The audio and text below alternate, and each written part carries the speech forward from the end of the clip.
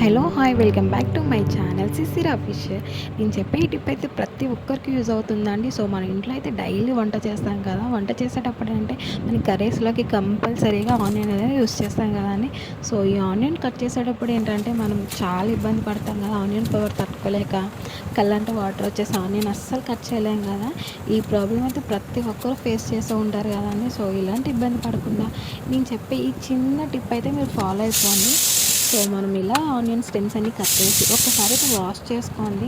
మనం ఎప్పుడైతే curry prepare చేస్తామో అప్పుడు జస్ట్ 2 మినిట్స్ బిఫోరే అండి మనం ఇలా కట్ చేసుకుని ఫ్రిడ్జ్లో అయితే 2 మినిట్స్ పెట్టేసుకోండి. ఇలా 2 మినిట్స్ పెట్టుకున్న తర్వాత మనం ఆనియన్ అయితే కట్ చేసి చూడండి. అస్సలు పవర్ అనేది ఉండదు, కల్లాంటి వాటర్ అస్సలు రావండి. సో ఎటువంటి పవర్ ఉన్న ఆనియన్ అయినా సరే ఇలా ఫ్రిడ్జ్లో పెట్టి 2 మినిట్స్లో ఇలా కట్ చేస్తే మనమైతే అస్సలు ఇబ్బంది పడాల్సిన లేదండి. నెంబర్ 2, ఇలాంటి వేస్ట్గా మనం ఆనియన్ స్టెమ్స్ అయితే పడేస్తాం కదండి. సో అలా పడేయకుండా మన ఇంట్లో కిచెన్ రూమ్లో చాలా బొద్దింకలు బల్లలు అనేవి తిరుగుతాయి కదండి.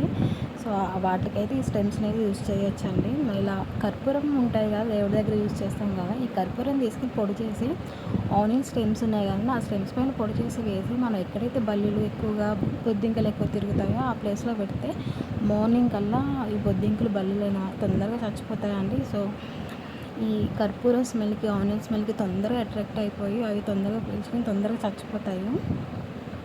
సో ఈ టిప్ అయితే నాకు చాలా బాగా వర్కౌట్ అయిందండి. ఒకసారి మీరు కూడా ట్రై చేయండి. సో ఈ టిప్ అయితే మీకు నచ్చినట్లయితే ప్లీజ్ లైక్ చేయండి, షేర్ చేయండి. ఇలాంటి మరిన్ని వీడియోస్ కోసం మన ఛానల్ అయితే సబ్స్క్రైబ్ చేయండి. Thank you.